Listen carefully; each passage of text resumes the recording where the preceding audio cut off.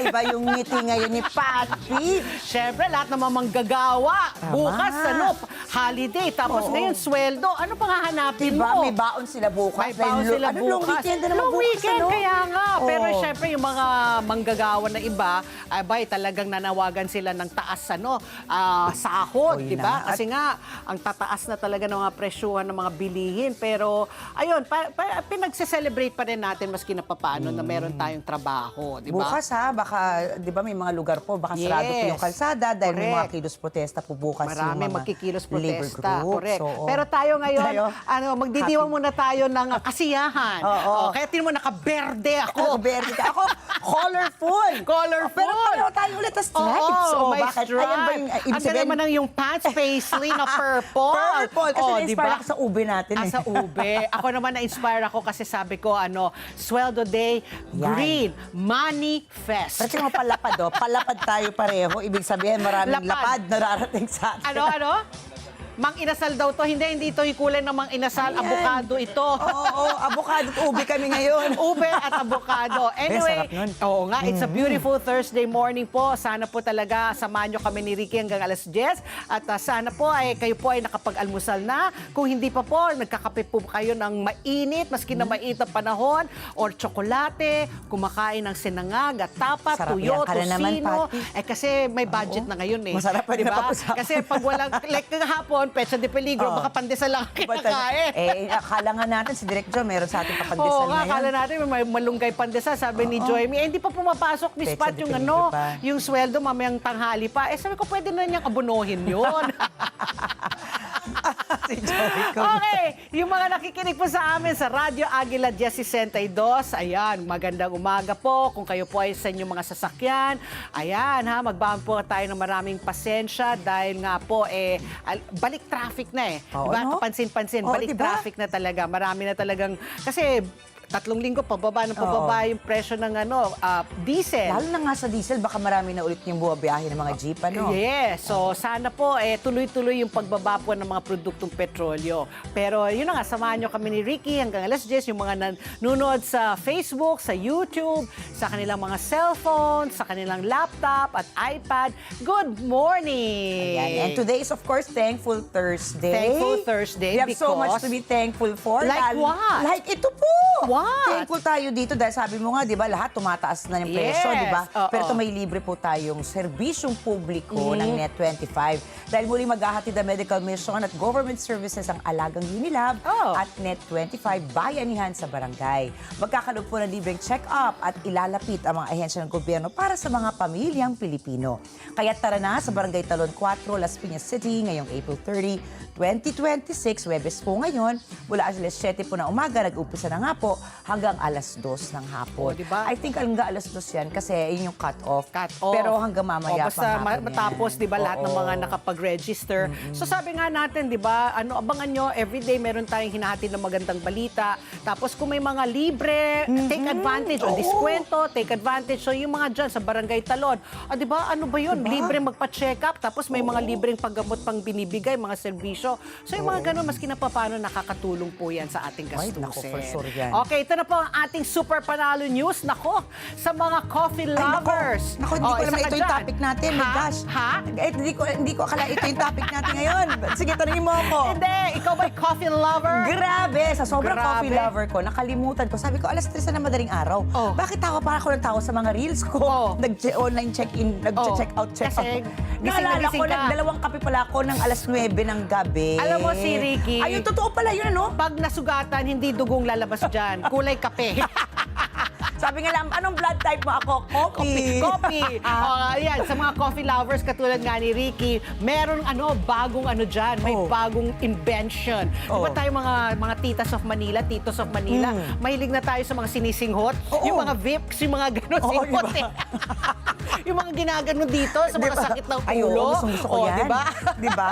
May bagong paandar po ang Pastel PH na swak po sa craving po ng mga coffee lovers dahil may nilabas po silang coffee at cacao inhalers. Aba. O, di ba? Grabe. So, Wow. imbis na menthol o mga meat, Kasi minsan mahapdi sa ilong eh. oo, Di di ba? ba? Lalo Oo, pag hindi, matapang. maganda yun kasi pag may sipon ka, Ayun di ba? lang, Para oo. nakiklear yung nasal Oo. passage. Ito, aba, ang sisinghutin mo ngayon, amoy kape at saka kakao. O, di ba? Ang bango nun. Di ba? Baka imbis na gumaling ka, mas maganahin kang kumain. At saka hindi ka makatulog lang. So, it smells like freshly brewed coffee. O, can you imagine that? And sweet chocolate. Di ba, ang Wow. coffee beans, di ba? Oo. Pag ikaw bumibili ka ng mga pabango, Oo, yan. di ba? Oo. Kasi minsan, nalilito na yung ano mo Ano mo, eh, yung oo. sensor mo, di ba? Yung pag-amoy mo. Ano ba yung mabango? So, to clear it, para luminis ulit, di ba, pinapasinghot ka sa coffee Pinapasinghot ka, beans. oo, ng coffee beans, Kasi oo. maganda nga yan. So, yung coffee inhaler daw ay infused with real coffee extract. Seryoso ba yan? Yes. Hindi yata Oo. sa akin pwede na to. Oh, habang yung cacao version naman, may rich chocolate scent. Ay, gusto ko na ng chocolate. Aba, sana naman padalan tayo niya, masampulan ka na. At saka ang cute ng packaging, Oo tingnan nga. mo. Oh. Diba, nakangiti sila, Oh, oh. nakangiti sila. At Eh, saka, bakit ito pink at yellow? Ano para yan, mustard and ketchup? Hindi, para dun sa light, yung light siguro para sa coffee, yung dark for the chocolate. Meron din dagdag daw ito, ayun, ito yung hinahanap natin. Ano yan? Yung menthol, eucalyptus, Ay, gusto ko yan. at peppermint oils, kaya may refreshing kick pa din. Ako, type na type kaya, lagi nasa bag ko yan. Oo. Yung mga singhot-singhot, Ah, talaga? tapos yung mga pag ganun-ganun, yung mga oil, yan ang mga, ng mga titas of Di ba? Manila. Mga tiger bomb. Oh, mga tiger bomb, yung mga Ano ba yun? white flower. White flower. Oh, Yan, tapos white flower, yung mga no? Vicks, Oo, yan, di ba? yan. Nako, naalala ko yun. Anong Pasko ba yun? Ay, ano ba yun? Kating ko ba yan? Kating ko! Oo, yung may nakakuha iba ka nakabox. Ang ganda, di ba? Nakakuha na ako. Oy, kayo, di ba, pag nagbabangkok ako, lagi ko yung dinadala ng mga singhot-singhot at saka ganon. Alam mo, nung huli ako nagbangkok, Oo, may wala malaki na na. isang jar. Oo. Isang jar na pala yun. Yung malaki. Oo, di ba? Ako yan, yung mga ganyan, yung mga gifts na talagang appreciated talaga ng mga matatanda. Ayan. At saka amoy sa lompas. Ayun di ba? na, di Yun ba? ang mga amoy na alam mong comfort amoy lola mo. Naalala ko Totoo yung yan. lola ko. Oo. White flower yung sa Naalala lolo yun. ko. Oo, di Tas, ba? White oo, flower. Tapos tiger bomb sa daddy ko. Yes, Ayan. oo. So, swak po yan para sa mga estudyante po na puyat. Ayan, imbis na mag-amoy lolo at lola kayo, aba, amoy kape, Amoy kape. amoy tsokolate. Diba? Ang sarap-sarap. Oo, para hindi ka maging irritable. Relax ka lang, cool ka lang, kalmado ka lang. Wow. O, ayan. Ha? So, look out for that in the market. Yung coffee and cacao inhalers. Siguro makakatulong yan sa aking pagkahilig sa kape masyado. Kasi sumusobra na eh. So, Baka sa halip na lunukin ko, singhutin ko na lang. I thought of something. Ikaw, sabi nga natin, pag nasugatan ka, hindi dugo ang Kape lalabas, lalabas. di ba? Kape. Sa ilong mo, imbis na dumi, ayun, kape na. pa rin. Kape pa Nako, rin! kaya yun ang tip. Kaya di ba ikaw, hindi ka na nagkakape lagpas alas 2 ng hapon? Oo, kasi hindi na sabi ako mo, makakatulog. Si Daddy ni Kwek kasi hindi naniniwala. Sabi niya, bakit ako? Pag nagkakape ako, makakatulog Manhid agad na. ako. Oo. Manhid na yung mga katawan Siguro niya. ADHD yan, Dad. Nanonood Oo, din siya oo, ngayon. oo. Hindi, Ano depende. nang Daddy ko? Sabi niya, siguro masaya ngayon si Pat P, ano? Oo. Kanina umaga magkausap kami. Oo. Sabi ko, bakit? Oo. Kasi sweldo din. Alam nila talaga di ba? Talaga, Memorize. iba yung ngiti ko, Oo. iba yung gising ko. Pag, yes, sweldo na! Finally! Di ba? Finally! Nako, ang sarap pumunta sa ATM. Oh, di ba? At may lalabas. Ako kasi online. Masarap buksan yung online. Aba, may Ako, laman syempre, na. wala akong online. Alam mo naman Oo. ako, analog pa rin ako. Ayoko ng digital. Okay, Oh, Ricky ito girl. naman, Papi. From scent experience to full cultural Aba, naman. cultural naman. Oo. Bakit? Pwede ka na ngayon mag-level up sa pagiging turista, ha? Hindi lang sightseeing, kundi full-on cultural experience How na. is that? Dahil inilunsad na po ang Traje de Intramuros sa Oh. loob ng Wall City kung saan pwede kang magsuot ng traditional Filipino outfits katulad ng Filipiniana habang nag-iikot at nagpapapicture. Uy, ang ganda nito. Ginawa ko ito sa Korea. Oh, yun, ako din. Diba? Oo. Ayan, inspired ito sa mga bansa katulad nga ng South Korea at Yeah. Japan na may hanbok at kimono Yes. experience. Ngayon, may sarili na ring version ang Pilipinas. And honestly, di ba, it's about time na, Patpi. Oo nga naman. Ang Oo. ganda. Finally, Ang no? ganda. Akala ko kanina traha de boda Oo, o yung yung wedding pangkasal. gown, no? Yung Oo. pangkasal. Maganda yan kasi ang ganda naman ng Filipino, Oo. mga Filipiniana, di ba? Yung Tama. Maria Clara o yung mga Barong nga. Barong. Lalo pag ang mga Oo. foreigners. Alam mo ang mga foreigners, gustong-gusto nila ng barong Yes, natin, kasi ha? comfortable para sa Oo. kanila. Kasi pag suit, Oo. layering, Oo. mainit eh. Stuffy. Stuffy. O at least yung barong, elegante, Oo. tapos comfortable para sa kanila. Well, pero alam mo ba, may nauna na dyan eh. Sino? Sa Baguio. Sa Baguio? Yung mga, Ay, yung mga igorot, mga igorot. oo. Nagsusuot din ako. Tapos kahit na ilang beses na ako nagbabagyo, parang natutuwa pa rin ako. Oo, Tapos talaga, sumasakay ako sa nababahag ka? kabayo. Kunwari, nakapose ako. Ganyan ako. oo. Akala ko nakabahag ka. Kasi yun ang nakikita ko sa Baguio, yung mga lalaki nakabahag, di ba? Tapos Ikaw talaga? nagpapapicture ka sa mga igorot, di ba? Oo, Para authentic Oh, na nasa diba? Baguio ka. Actually, hinahanap ko dati, nasaan po yung totoong igorot? Sabi ko, Oo. kasi in our minds, di ba, Oo, inisip oo. natin yung talagang mga native, Yeah. mga locals talaga. Yes. Pero ngayon, kami na ang totoo. O, di nagpa-picture pa rin ako sa kanila. Oh, very Pero ito, good, para kumita. parang sa Baguio, Oo. may bayad din yung nasa Intramuros. How much? Ayan naman, pag gusto nyo mag-ipon, pwede actually prenuptial, pwede ito pang prenup, pare, di ba? pwede, oo. Ang range po niyan, mula 800 pesos to 2,000. Pero, Oo. ito kasulit kasi may styling, makeup, at photo-ready looks na kasama na. At hindi lang yan IG-worthy. Layon Oo. din itong palalimin ang appreciation natin sa Filipino culture. Alam mo, dapat talaga natin yan, i-promote talaga natin yan. Lalo na sa ating mga turista. Kasi kung 2,000 sabihin natin, magkano lang yon? Wala pang $40 dahil yung exchange rate na tumawid na sa 61. Oh, naalala kita nung binalita ko. So, kumbaga, mani-mani na lang to sa mga Oo. turista. Tapos, magandang souvenir yan di ba? Para mapakita mo pagbalik mo kunyari sa Amerika. Oh. Look at my Diba? photos. I visited Intramuros and look, I wore Diba? their traditional costume. Diba? The terno, Oo. the Maria Clara, the barong. O, di ba? Magandang kwento yan. Kung tayo nga, pag nag-abroad tayo, nag-iipon tayo para lang Naghahandog nga tayo. makapag-costumes Correct. ng Oo. ibang lahi. Oh. Correct, kimono. Okay, Oo. Ricky, ito pa. Magandang balita. Ayan, tinan mo, sabi ko nga sa inyo, makinig lang po kayo sa ASPN araw-araw para alam nyo yung mga magagandang balita na hatid ng ating gobyerno. May libreng sakay Saan? para sa mga manggagawa. Ay, manggagawa tayo, di ba? Manggagawa, lahat tayo Oo. manggagawa. Starting tomorrow, kasi nga bukas ay Labor Day. Okay, may libreng sakay po sa MRT3 at LRT2 bilang selebrasyon po ng Labor Day. Hindi po yung mga manganganak ha. Ito po yung mga manggagawa ha. Hindi po yung pumunta doon sa mga buntis. Hoy, manganganak na ako, Labor Day Mag-labor. na. Oy, baka pag nanganak sila sa loob ng LRT, free Oo. lifetime na yung lifetime. kanilang Ang pangalan mo ay si Metro.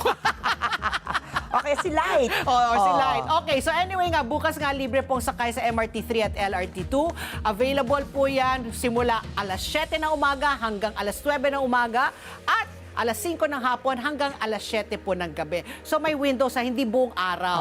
Kasi, oo. I guess, pero Rush tomorrow hour is to, pero walang supposed to be, pasok eh. pero tomorrow sa holiday eh. Oo. Pero siguro mayroon pa rin mga papasok. Mga skeletal siguro, Oo. So overtime. libre po, 7 a.m. to 9 a.m. at 5 p.m. to 7 p.m.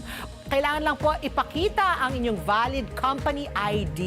Aba, tayo may Net25 ID. Yes. So, pwede po talagang libreng sakay. Ang Light Rail Transit Authority 2 ay may handog na libreng sakay para sa mga manggagawa bukas. Gaya po ng MRT3, magsisimula rin po ang libreng sakay 7 to 9 a.m. at 5 p.m. hanggang 7 p.m. So, parehong schedule ng LRT3 at ng MRT3 at, At LRT2. LRT2.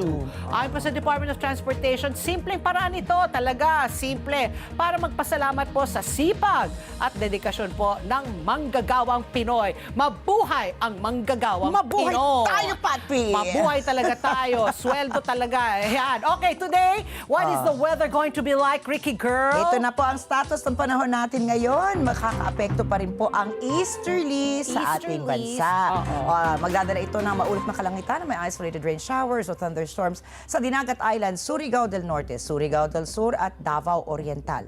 Makararanas naman ang Metro Manila at natitirang bahagi ng bansa ng bahagi maulap hanggang maulap na kalangitan na may kalat-kalat na pag-ulan o pagkulog at pagkidlat. Mararanasan ang maximum temperature na 36.1 degrees Celsius mamayang alas 3 ng hapon at asahan po ang sunset mamayang 6:13 ng gabi. Samantala, danger level heat index mararanasan sa ilang lugar sa bansa Ngayong April 30 po, 2026, 43 degrees Celsius sa Sangli Point sa Cavite City at maging sa Abortan, Palawan. 42 degrees Celsius sa Naiya, Pasay City. Sa Dagupan City, sa Subic Bay, sa Olongapo City po, sa Tumangas, Iloilo at sa Giwan, Eastern Samar, mga kababayan ni Pat P. Correct, mga waray! Kaya paalala lang laging uminom ng tubig at magdala ng pananggas sa araw. Grabe no, painit ng painit. Oh my gosh, abelgas. Okay, ito na nga, sabi ko na nga kanina, di ba, malungkot talaga tayo dahil tumawid na naman sa 61 po, no? Batay po sa Bangko Sentral ng Pilipinas, nagsara po ang ating piso kontra dolyar sa halagang, nako, 61 pesos and 56 centavos. Ito na yata yung pinakamababa talaga na naging palitan. May paghina na naman po ng 26, 26 centavos po kumpara po sa naging palitan noong Martes sa halagang 61 pesos and 30 centavos. Narito naman po ang palitan ng ating piso kumpara po sa mga iba pang currency. Sa Japan yen, 38 centavos. Sa euro, 71 pesos and 46 centavos. Hong Kong dollar, 7 pesos and 78 centavos. At ang Saudi Riyal, 16 pesos and 26 centavos. So yan po ang latest na foreign exchange as of April 29, 2026. And because today is April 30, we have to make pakitang gilas. Yan na, para makita lang sulit. Ang ating Sulit, sweldo. maski na talagang photo finish yung mga guests natin. Ako, kagabi, naghihispanic na si Obet. Alam mo ba yung Hispanic? Ano? Naghihisterical at nagpapanik. Naghihispanic. Pero syempre, hindi talaga tayo papayag. Hindi na talaga tayo papayag. Nawala tayong mga episode, mga issues na tatalakayin ngayon. Yan.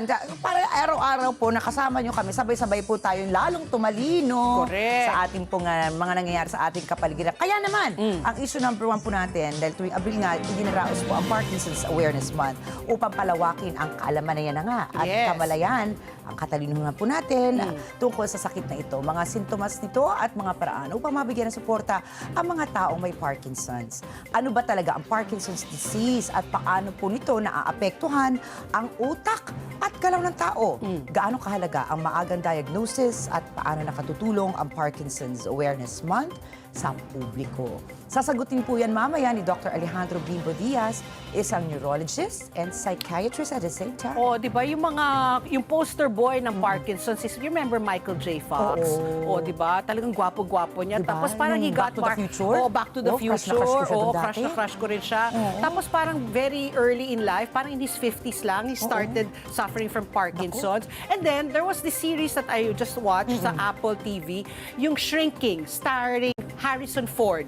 Meron din siya Parkinson. Yeah, he plays a psychiatrist there who okay. suffers from Parkinson's. Sakit niyan. Tapos guest dun sa series na yun, si Michael J. Fox. Wow! Ang Grabe, ganda- kilabutan ako dun. Ang How- ganda-ganda ng series na yun. Ang title Comedy ulit? siya, Shrinking. Kasi Shrinking. shrink siya, di ba? Shrink. Psychiatrist. Ang galing, tapos nag-shrink din yung kanyang alaala at Tapos the may same time. Parkinson siya. Ang Oo. galing-galing ni Harrison Ford ganda dyan. nga. You Ayan watch po, it, it's on Apple. Oo. Abangan niyo yan ngayong weekend kung dito lang kayo sa bahay. Di ba? Pwede natin panoorin. yeah. Shrinking. Shrinking, Okay. starring Harrison Ford with guest Michael J. Fox. Issue number 2 naman po natin, halos 3 linggo na po mula nung sumiklab po ang sunog dyan po sa Navotas Sanitary Landfill.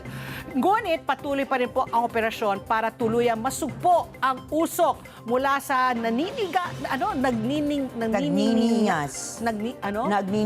nagniningas na bundok ng basura. Grabe, Ew. look at that, Pati. Yeah, look at Nakita that mo. pile of garbage. Amoy Grabe. dyan, I'm sure masangsang. Sinabi po ni DPWH Secretary Vince Dizon na hindi raw alam kung kailan pa daw ito matatapos. Imagine, 3 Ganon. linggo na. Ganon. Ayaw magpahupa.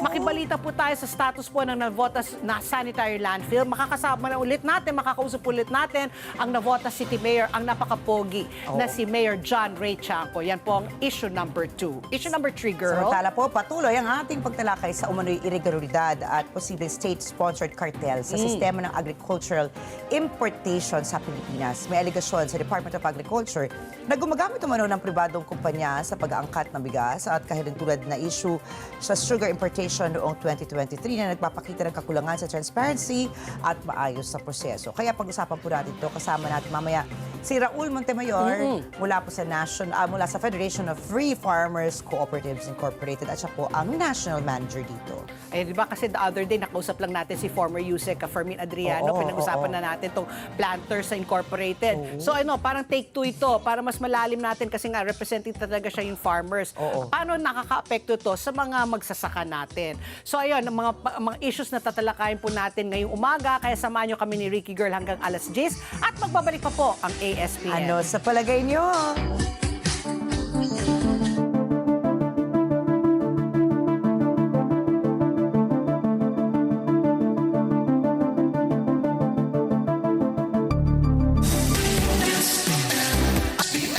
Oras! Alas 8:26 na po ng umaga. Alam nyo ba na sa dami po ng oras natin sa gadgets and computers, mas napapagod ang ating mga mata. Buti na lang may iBerry na tumutulong mag-protect laban sa eye strain and oxidative stress. Kaya, kung gusto mong maalagaan ang iyong paningin, mag-iBerry na araw-araw. Oras muli, alas 8:27 na po ng umaga. Narito na po ang ating sinundang pangunahing news ngayong payday, April 30, 2026. Idineklara ng House Committee on Justice na may probable cause sa Zabalya at Cabrera impeachment complaint laban po kay Vice President Sara Duterte. Unanimous po ang nagkaisang loob sa dalawang magkahiwalay na botohan ang 53 miyembro ng komite na dumalo po sa pagdinig. Parehong 53 votes ang nakuha ng dalawang reklamo. Si Pinoy Workers Representative Franz Legaspi ang naghain ng motion to declare the existence of probable cause. Pinalusot din ng komite ang manifestation ni House Senior Deputy Minority Leader at ML Party List Representative Laila De Lima na pag-isahin na lang ang dalawang reklamo para maiwasan ang pagdoble-doble ng trabaho ng komite sa paghahanda ng articles of impeachment. Sa plenaryo na ang susunod na labanan para sa impeachment laban kay VP Sara. Bubuo po na ngayon ang komite ng ulat. Isa pang majority vote ang kailangan para ipasa ang ulat sa plenaryo kung saan mangangailangan naman po ng 1/3 vote para ma-impeach ang Vice President. 1/3 is at least 106 votes they need. Pagkatapos nito ay dadali naman sa Senado ang articles of impeachment. Sa Senado naman po gagawin ang pagdinig para tukuyin kung nagkasala nga ba ang Vice President. Inanunsyo naman po ni Committee Chairperson Batangas 2nd District Representative Jervy Luistro na magpapatuloy ang pagdinig sa May 4 sa People's Center. Bago po ang botohan sa dalawang impeachment complaint, bumoto po ang 38 miyembro ng komite laban sa pagbubukas ng kahon na naglalaman ng mga tax record ni VP Sara at ng kanyang asawa si Attorney Mans Carpio. 6 po ang bumoto para buksan ito. Naging kapuna-puna ang pagtutol ng mga kongresistang kaalyado mismo ni Pangulong Ferdinand Marcos Jr. na buksan ang kahon. Kabilang sa mga ito ay sina Congressman Benny Abante at Joel Chua, House Deputy Speaker Janet Garin, gayon din po si Laguna Representative Maria Rene Ann Matibag, na misis po ni NBI Director Melvin Matibag na isa sa resource person sa impeachment complaint. Narito po ang bahagi ng kanilang mga pahayag.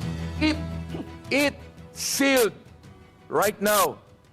Hayaan natin ang Senado ang magbukas nito bilang bahagi ng impeachment trial para buksan ang katotohanan sa tamang panahon. In this line, Madam Chair, gustuhin man natin, this is not within the ambit of the Committee on Justice. I respect the brilliant legal minds. Ako po ay hindi abogado, kaya ako ay kailangang manigurado na hindi tayo magkamali. Dahil ang isang pagkakamali ay pwedeng mabasura ang lahat ng pinaghirapan ng komitibang ito. Ako po ay i-reserve ko po ito for purposes of determination of probable cause. Tayo po ay pupunta sa hakbang ng pag-iingat. Huwag na po sana natin ipilit na buksan ng mahiwagang box na ito, Madam Chair. Yan po ang mga tinig nila Congressman Benny Abante, Congressman Janet Garin, Congressman Joel Chua at Congressman Maria Matibag. Taliwas naman po sa inaasahan ng komite, pinabura ni Sagip Party List Representative Paulo Marcoleta ang pagbubukas sa kahon. Pero may nilatag din itong hamon at babala. Pakinggan po natin si Congressman Paulo Marcoleta. The committee to open the box, but with a caveat. siguraduhin niyo po na hindi kayo nakalalabag sa batas. At sinabi rin po ni Popoy sa pelikula, I deserve an explanation. I deserve an acceptable reason. Siguraduhin niyo po na kung bubuksan niyo yan, mayroon po kayong acceptable reason na naayon sa batas. Tinig po yan ni Congressman Paulo Marcoleta. Una rito, ipinagpaliban ang unboxing ng kahon matapos na iginiit ni BIR Commissioner Attorney Charlito Martin Mendoza na maaari itong buksan kung ang dahilan ay in aid of legislation. Nakasaad sa Section 71 ng National Internal Revenue Code of the Philippines o NIRC na inamendahan ng RA 10021 ang pamamahala sa pagpapanatili, pagiging confidential at inspeksyon ng mga income tax return. Bago po ang pagboto sa pagbubukas ng kahon, todo depensa po ang House Committee on Justice sa ginawang pagbubusisi sa mga Statement of Assets, Liabilities and Net Worth o SALN, bank transactions at mga negosyo ni VP Sara. Naging ugat kasi ito ng pagsasampa ng kasong kriminal ng mister ni VP Sara na si Attorney Man Scarpio sa Quezon City Prosecutor's Office laban kay Congressman Luistro at ilan pang kongresista, gayon din po sa Bangko Sentral ng Pilipinas at sa Anti-Money Laundering Council dahil sa pagbuklat at pagsasapubliko ng mga dokumento na sinasabing sakop ng Bank Secrecy Law, Data Privacy at Anti-Money Laundering Law. Narito po ang pahayag ni Committee Chairperson Luistro. Magreklamo na sila hanggat gusto nila. Ngunit hindi nito mababago ang isang simpleng katotohanan. Ang konstitusyon ang pinakamataas na batas. Yan po ang tinig ni Congresswoman Jervil Luistro. Samantala, inakusan naman po ni Davao City 1st District Representative Paulo Duterte ang Administrasyong Marcos na tahasang pamimilit sa mga kongresista na bumoto pabor sa impeachment ng kanyang kapatid. Kinumpirma niya ang ulat na tinatawagan umano ng mga miyembro ng staff ni Presidential Son at House Majority Leader Sandro Marcos ang mga kongresista para bumoto sa impeachment. Banta raw ni Congressman Sandro Marcos ay tatanggalin ng budget para sa iba't ibang proyekto sa ilalim ng General Appropriations Act o ang GAA ang distrito ng mga kongresista kung hindi nila papaboran ang impeachment. O, diba? So, like I said, it wasn't unexpected. Oo. We kinda knew naman kung saan pupunta. Siyempre, comment ko lang nung narinig ko si Congressman Paulo, Oo. ay, mali, hindi si Popo yan, Hindi. si Piolo. Si Piolo ang nagsabi, very iconic yung line na yan. Ayun pala yung sinasabi ng ibang netizens, Oo. na mali yung source. Oo, mali yung Ano lang source. pala, Kasi literature, Popoy, oo. and Popoy and Basha yan John Lloyd and Bea yon. Si Piolo nagsabi nun, I deserve. Kanino ba sinabi niya yon?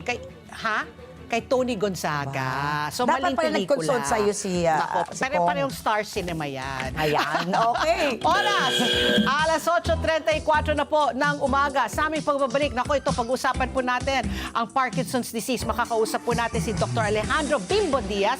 Siya po isang neurologist kasi nga April, ayan, Umabot pa, nakahabol no? tayo. Umabot pa. Oo, Parkinson's Month yan, awareness. Sa pagbabalik po ng ASPS. Ano sa palagay nyo? Ang sigaw ng Pinoy Nation. Oras, alas 8:36 na po ng umaga. Summer mode on. Ka-Flash, handa na ba kayo mag-splash into summer? Kami na po ang bahala sa delivery ng inyong essentials. With free pickup anywhere and convenient payment options, mas hassle-free ang bawat padala. Just enjoy the sunshine and feel the flash. Oras muli, alas 8:37 na po ng umaga at kasama na po natin sa linya si Dr. Alejandro Bimbo Diaz po, isa pong neurologist at psychiatrist po. Pag-uusapan natin ang Parkinson's disease. Magandang umaga po, Dr. Diaz, and welcome po sa ASPN. Good morning, Doc. Okay, magandang umaga. Good morning sa inyong mga tagapanood. Ayan, Doc Diaz, nakahabol kami. Kasi last day today, payday, no, April 30. Pero we won't let April pass without, lifting, no, para malaman po ng mga tao na ang Abril po ay Parkinson's Awareness Month. Para po sa mga hindi masyado pong kabisado, no, hindi pa nila masyado maintindihan, ano ho ba ang Parkinson's disease po? Okay, ang Parkinson's disease ay isa sa mga tinatawag nating neurodegenerative disease. Na nawawala yung chemical na tinatawag na dopamine dahan-dahan sa utak at ito nagdudulot ng manifestasyon at simptomas ng Parkinson's disease.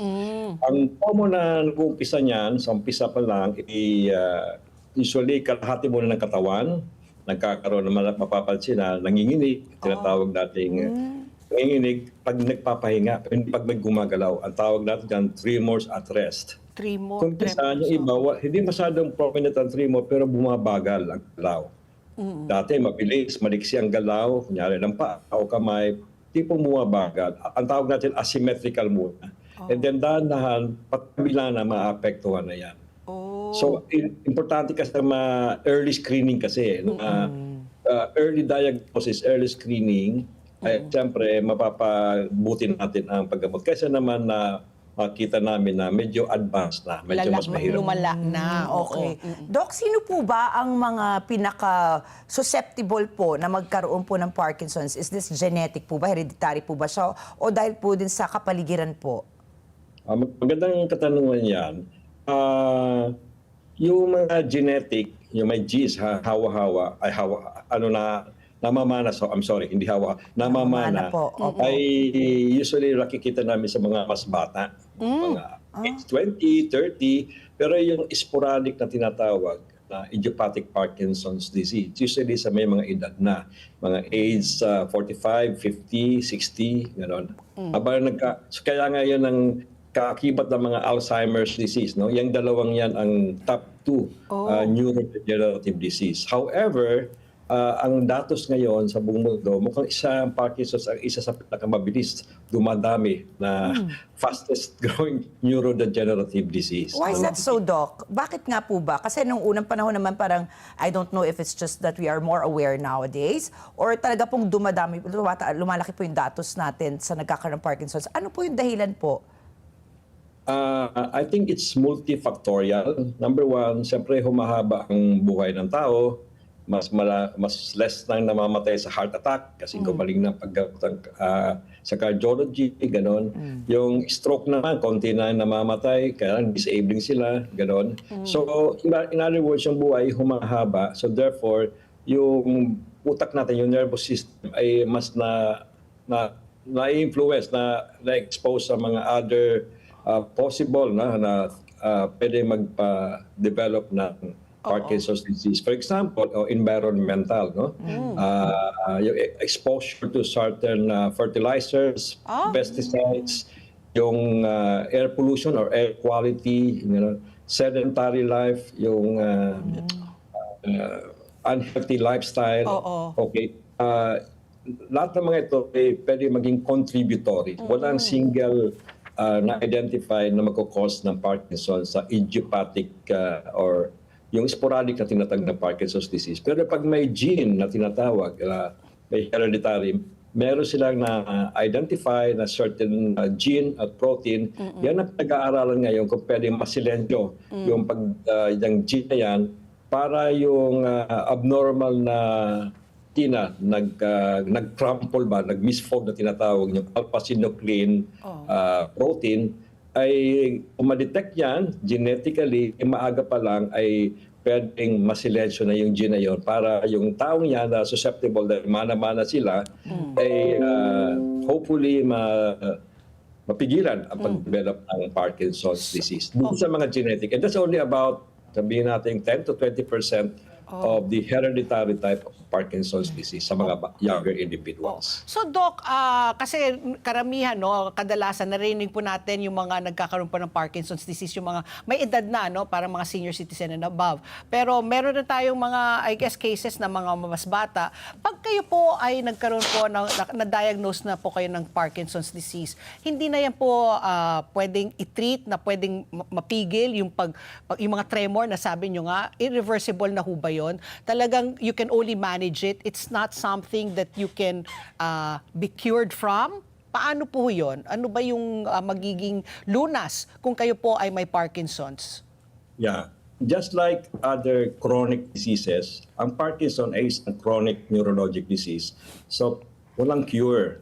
But there's treatment, mamamanage natin. So, yung panginginig na yan, kadalasan, pag binigyan ng tamang gamot sa Parkinson's disease like levodopa, ay nababawasan ng gusto ang panginginig in most patients. Yung pagbabagal ng paggalaw nila ay napapabilis din ang paggalaw. Yung rigidity, yung resistance, pag ginalaw mo sila, ay lahat yan nai-improve. So while there is no cure, there is treatment definitely and can be managed. But ang importante yung tamang pag-dosing ng gamot kasi yung levodopa, iniinom kasi yan. So yung very short-acting lang ang effect ng levodopa. So dapat yung timpla, tama, hindi sobra, hindi masyadong madalas, at hindi rin masyadong infrequent. So napaka-personalized pag meron kami mga Parkinson patients na huwag niyong dadagdagan, huwag niyong basta babaguhin yung dosing na hindi advised ng inyong neurologist. Correct. Otherwise, siguro alam niyo naman yung kay Michael J. Fox, Yes, no? opo. Makikita mo na pagka sobrang on na yung yung sensitive na yung mga brain sa levodopa, instead of babagal, hindi gumagalaw, bumibilis naman yung tinatawag na dyskinesia sa mga Parkinson's disease. So malikot pa, gumagano sila, gagano. It can also be sometimes disabling or embarrassing to the patient. Oo. Doc, kasi pag nakakakita po ako usually na matatanda dati, parang normal na yung nakikita ko nanginginig na sila.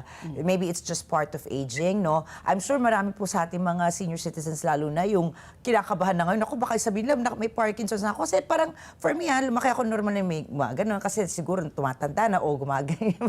Alam mo may mga tremors na po, no? So ano po yung talagang dapat bantayan po ng mga sintomas that is alarming, that can be actually a sign po na meron po silang Parkinson's disease? Okay. So, actually, sa ordinary tao, parang napakahirap kung hindi sila knowledgeable. Kasi iba-ibang umpisa eh. Not necessarily may panginginig.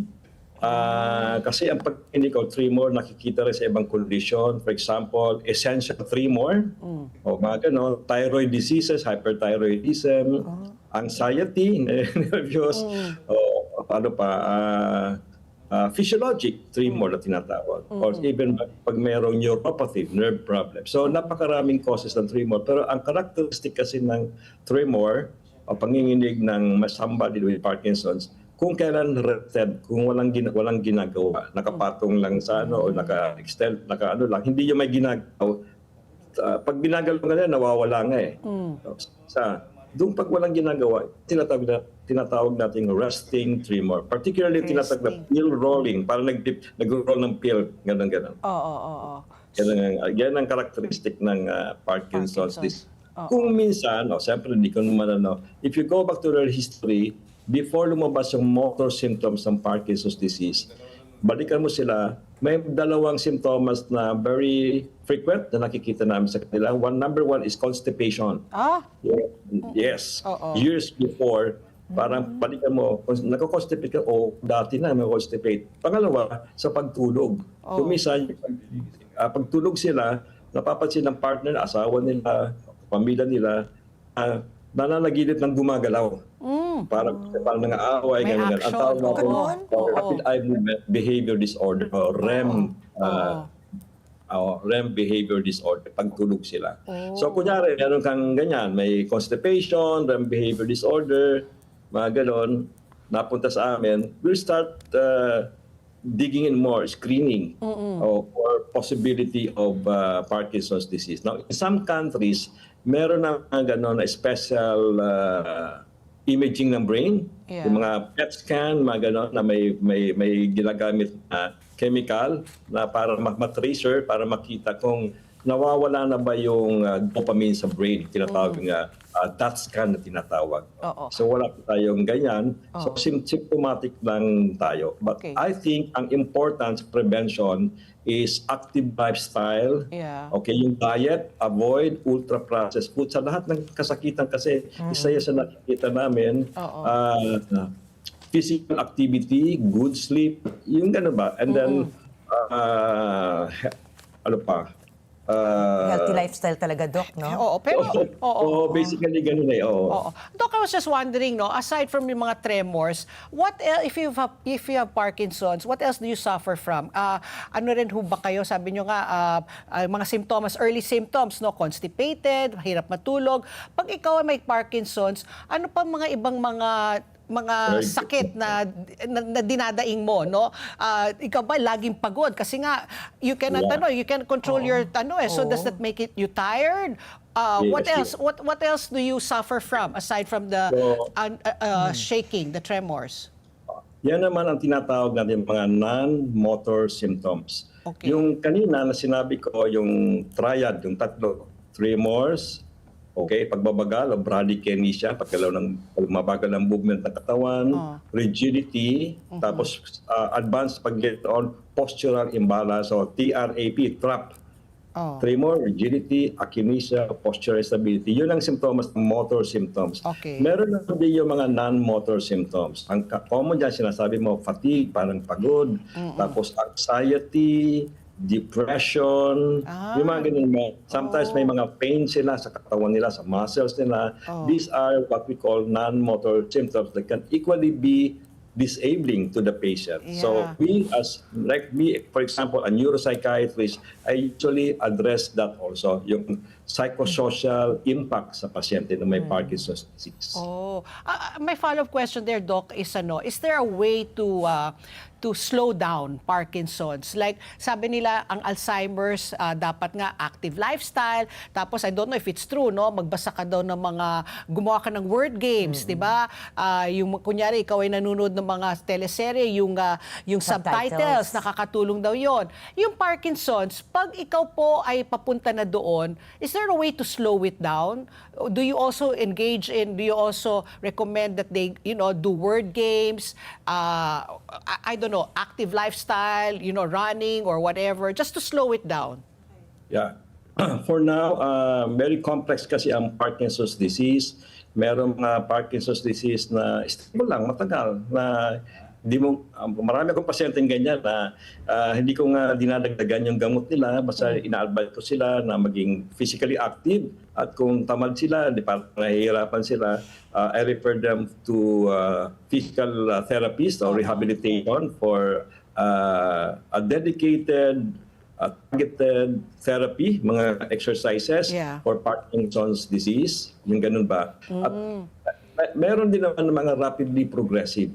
Pagka mga rapidly progressive, napaka-disabling ng panginginig na tremor na, then I offer them the other advanced treatment ng pwedeng masyadong malakas po. Di makahawak ng kutsara, makasulat, gano'n. Meron naman mga gano'n na non-pharmacologic treatment. Kaya lang, siyempre, very expensive sa atin. So, I only refer those who can afford o kaya meron silang funds to undergo, say for example, deep brain stimulation sa brain, o for example, yung focused ultrasound na tinatawag. Ngayon, meron ng mga advances dyan, yung mga adaptive DBS na tinatawag gano'n. But yung ganito kasi, super selected lang ang pasyente. Hindi lahat magbe-benefit sa ganitong classic treatment. So, there's a very multidisciplinary approach by this. So we usually refer to a movement disorder specialist, to a psychologist, to a good neurosurgeon,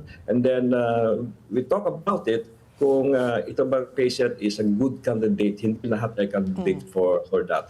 So I think we go down to sa pangkaramihan population-based na keep physically active. Kasi yung iba na depressed, hindi na ayaw na gumalaw. I've seen that patient na pagka, binotivate namin, they start doing it again. At makikita nila when they do both resistance training and aerobic training, makikita bibilis sila. Kasi magkakamuscle ka, magkakaroon ka ng motivation, makikita mo yung nasa labas kaysa nakakulong ka lang sa bahay, hindi ka lalong Ako, Doc, nabanggit mo nga po, medyo mahal po pala itong Parkinson's.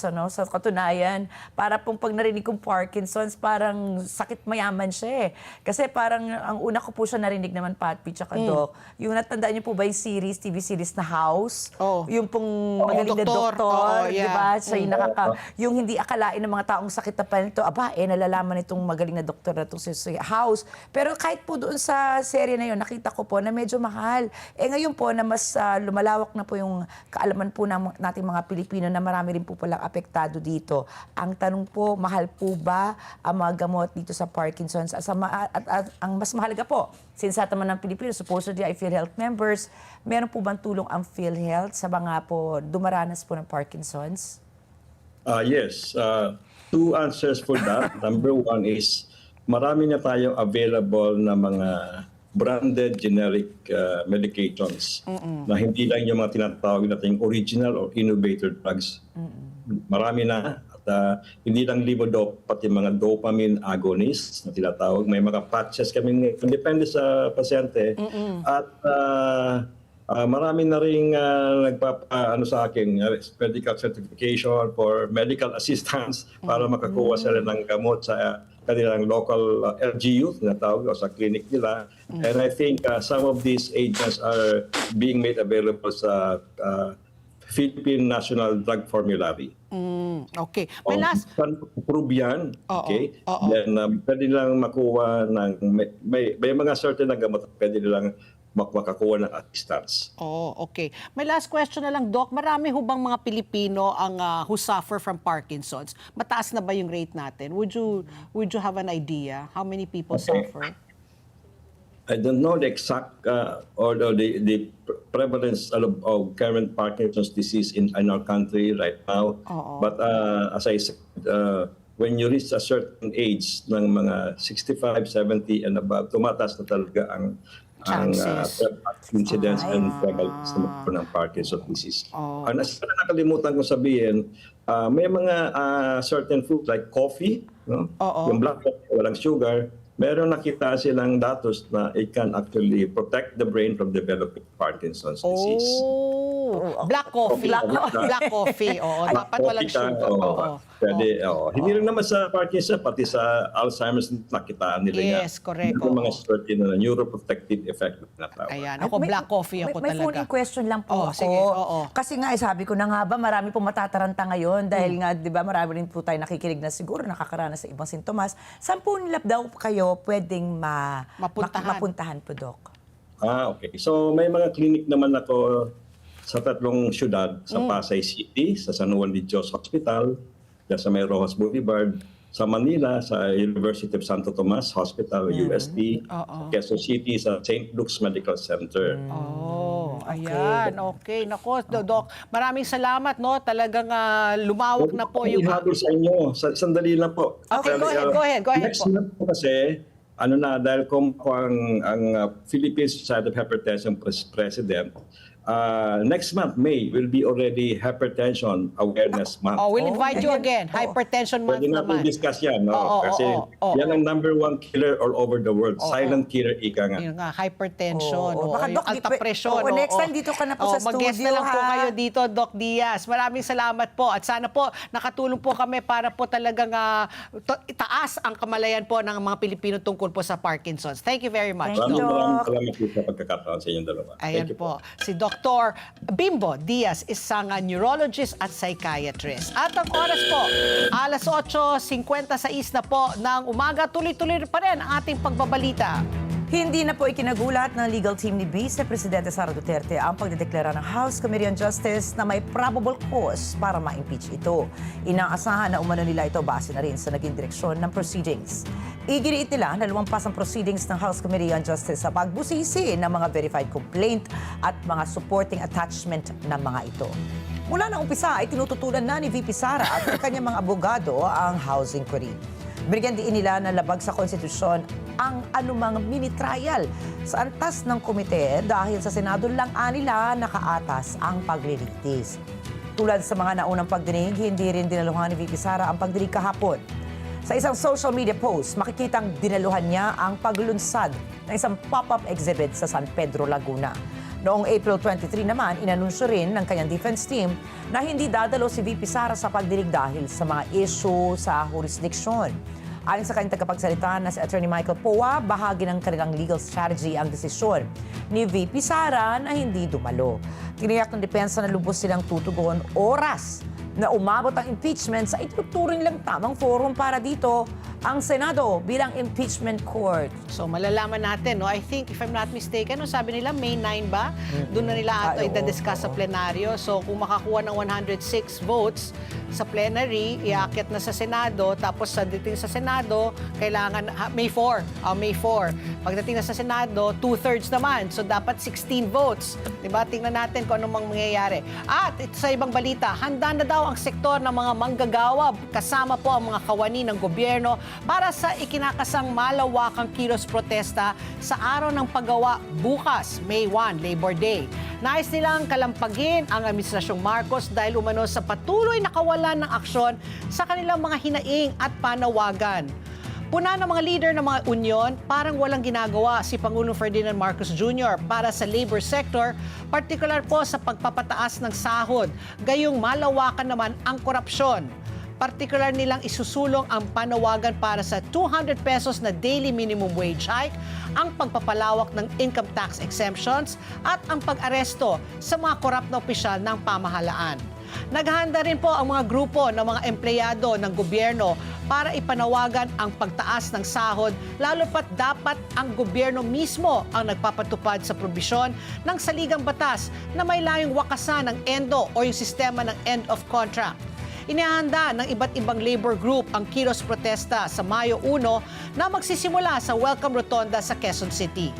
Balak nilang magmarcha patungong Mendiola para iparating sa Malacanang ang kanilang mga hinaing.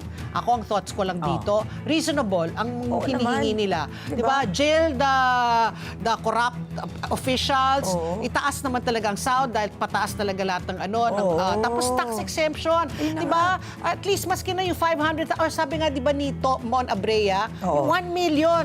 Di ba, if you're earning up to 1 million, tax exempted kasi, ano naman yan they'll have more purchasing power. Ang balik niyan, sa VAT, yung mga bibili nila, may VAT pa rin silang babayarin, di ba? Tingnan mo nga, nakita ko sa isang mga placard nila, no? Kahit yung VAT na nga daw, babaan o alisin. Parang tama din naman kasi ang sakit sa puso. Pati, alam mo, bibili ako ng sa produkto, akala ko yun na yung presyo. Hindi, may VAT. Ayun pala, may VAT may pa. plus 12% pa. Kaya nga, that's why. So, I agree rin with Mo na sabi niya, itaas nyo na yung tax exemption, di ba? 1 million, kung kumikita ka ng 1 million, magkano lang yon? Less than 100,000 a month. Di ba? So, yun, mas matataas yung purchasing power mo, di mas mabibili ka mas ng... marami ka makakabili. Mas marami ka mabibili. Hindi pupunta rin yan sa gobyerno yung tax. Ang oras, alas 9 in punto na po ng umaga. Sa aming pagbabalik, makakausap na po natin si Mayor John Ray Tiangco ng Navotas City. Pag-usapan pa rin natin itong landfill na hanggang ngayon daw umuusok pa rin, nasusunog sa pagbabalik po ng ASPN. Ano sa palagay nyo? Ang sigaw ng Pinoy Nation. ASPN. Oras, alas 9:03 na po ng umaga. At ang oras na ito hatid sa inyo ng IMAC, UPVC Roof Corporation. Absolutely rust-free. IMAC, oras muli. Alas 9:03 na po ng umaga. At kasama na po natin sa linya si Mayor John Ray Tiangco ng Navotas City. Good morning po, Mayor John Ray. Welcome back po sa ASPN. Good morning, sir. Good morning, Patsy. Kasama ko si Ricky. Mayor, hihingi lang po kami ng update. And Ricky, yeah, good morning. Good morning. We will just ask for an update po dito po sa nangyaring sunog po dyan sa landfill mo, no, sa Navotas, dun sa isla na talagang over more than 2 weeks na po, no? And may mga dumating na po ng mga hapon para tulungan nga yung pag-apula dito po sa apoy. Pero wala pa po yatang wala pang hindi pa masabi kung kailan po mahihinto. What's the update po, Mayor? Medyo malaki na yung development natin doon dahil sobrang dami ng equipment, nadadagdagan everyday equipment natin. Siyempre from DPWH to Sec Vince Dizon and dun sa mga private companies na tinutulungan po tayo. Yeah. And before kasi nagsimula tayo sa one area lang, naging dalawa. Nung dumating yung hapon, may isang area na very dangerous i-operate at magkaroon ng access ay yun yung trinabaho po natin. At malaki po yung development doon dahil doon sa heat maps natin, ay dun yung pinakamainit. So, dahil na-operate natin yon, mas hindi na ganun kagrabe yung apoy at yung usok. Lalong-lalo na dun sa area na yan. Very steep yun. Paakyat siya at doon maraming pockets na butas-butas at doon pumapasok yung oxygen, kaya doon nag-aapoy at may mga smoke na lumalabas doon. So tuloy-tuloy lang po tayo, although yesterday medyo nahinto ng konti dahil yung access road po natin merong nalaglag na backhoe po doon, pero naayos na po yun. And yun, nagdadagdag pa tayo dahil we want to start from another area naman, yung 4th and 5th area natin para sunod-sunod siya. Yung di lang natin masabi yung weather. Kasi pag umihip yung hangin dun kung saan nagtatrabaho, minsan nag-zero visibility. May follow-up question lang, Mayor John. You mentioned kasi may area 4, area 5. Is the whole island, the whole landfill experiencing fire? Or is it pocket-pocket? That's why you're saying you're targeting it. Paano ba yan? Just so that I can visualize it, no? Yung buong isla ba may apoy? Talagang kumalat na po? Meron, kumakalat siya. So halos 85 to 90% yung na-affected dun sa 44 hectares. Okay. Pero when I say yung 85 to 90%, hindi naman yung isang parang sunog yung bahay dikit-dikit. Pockets po siya. Hiwalay-hiwalay po siya. So dun siya, actually dun sa mga areas nga na may mga butas or hindi siya flat or hindi compacted. So kaya kino-compact natin. Pero kung compact lang kasi yan at hindi mo dagdagan ng soil, after a few days ay pwede ulit magkaroon ng sunog dyan dahil basura yan at sobrang init. So, yan, minamadali natin. Madami na rin yung soil natin. Every day, nag-deliver tayo through barges and through trucks po. At yun nga, madami pong heavy equipment dyan. But we also have to consider yung safety pa rin ng workers po natin. Hindi siya ganun kadali. So, kailangan maingat pa rin po tayo at yun, natulungan tayo ng mga Japanese dun sa technical assistance po. Okay. Mayor, ito na nga po, no, dahil nga po, ini-imagine ko dati, sabi ko nga kay Pat P, dapat siguro sumakay tayo sa helicopter para papadala sa mga movies, tapos yung bubuhusan po ng tubig para mamatay na lahat ng apoy. Pero syempre, pelikula lang po yun, Mayor, di ba? Ang balita ko po, hindi naman pala pwedeng buhusan nga ng tubig dahil may tinatawag pong liner risk. Ano ba itong liner risk? Bakit hindi po natin pwedeng buhusan siya ng tubig? Na, kasi pag sanabi mong apoy, paano apoyin? It's water. So can you walk us through po the process po? Ano po itong liner risk na tinatawag po natin? No, yung hindi pwedeng buhusan ng maraming tubig, tama yun. Kasi pag na-flood yan, magkakalat po yung basura. Pag nagkalat po siya, hindi siya compact, doon na naman papasok yung oxygen. So pwede lang siyang tubigan, parang dinidiligan lang, misting lang, para hindi siya masyado mainit. Pero hindi mo siya kahit anong damihan mo, yung usually ginagamit pag normal na sunog para mapatay. Magpapatay mo siya, pero pag kumalat ulit siya, hindi na siya compact, doon na naman papasok. Kasi yung sunog po niya galing sa ilalim. Okay. So, the first 2 days, lumipad po yung Air Force po dyan. Na yun. Pero kumalat na po siya so hindi na effective yan. So ang pinaka-effective talaga, kahit sinabi ng Hapon, ay yung soil covering po. Soil, Yes, oo. lupa. What exactly yung papel po ng JICA po, yung mga Hapon nga po na sumasaklolo po sa atin ngayon? Ano exactly yung papel po Technical nila? Like, do assistance they po. bring in new technology po para matulungan po tayo? Actually, tama naman yung ginagawa natin based dun sa sinabi nila, yung soil covering. Pero meron terrain po yan eh. Merong isang area doon na hindi nga namin mapasok dahil very steep po siya. So, technical assistance, tinuro nila kung paano gawin yon at moving forward, ano pa yung mga dapat natin gawin para ma-secure yung areas na hindi na nasusunog and hindi na ulit magsimula yung apoy. After this kasi, matapos itong lahat, kailangan mabalik yung mga vent dyan lalagyan ng mga vent yan. Dati Vent? kasi merong sa design, Yeah. dapat may mga vent yan para dun sumisingaw yung methane. Oo. So Mayor, Yes. how does it smell like? I mean, I can imagine the stench. Pero kasi marami pong mga yung usok, yung amoy, kumalat na as far as Bulacan. Sabi pa nga ni Ricky, Batanes ba sabi mo? Batangas. Batangas. Oo. Ay, Batanes. Oo, Batanes. sorry. Mayor, when you were there, nung nag-ocular po kayo kasama yung mga hapon at kasama si na Secretary Vince Dizon, ano po mga ninyo na just walk us through what you felt, what you smelled, Naamoy. how was it? Oo.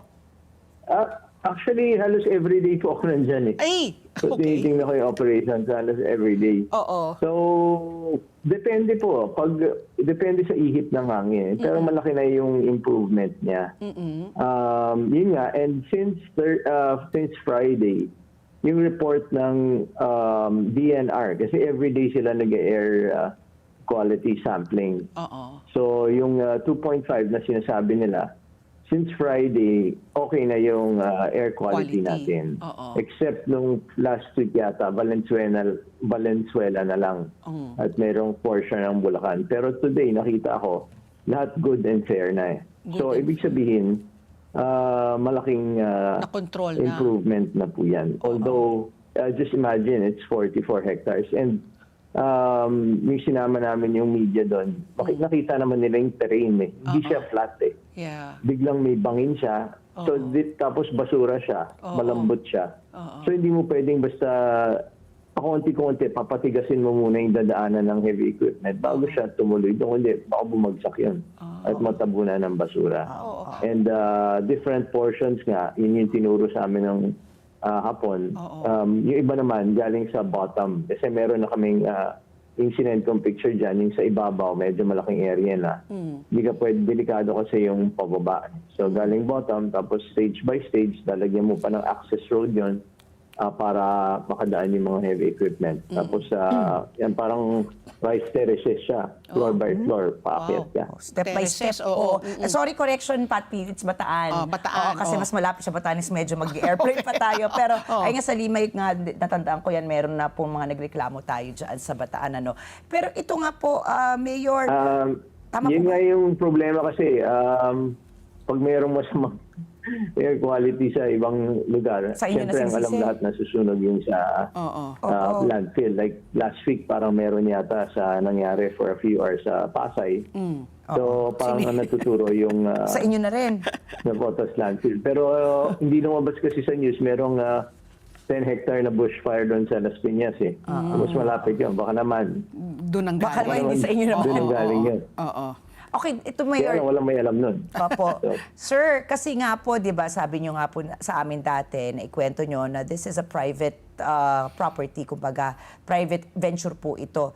Can this be a precedent na po Yes. sa mga susunod po na halimbawa gusto magpatayo ng landfill, kung legal pa po magpatayo ng landfill, na lesson learned po itong nangyari po sa atin.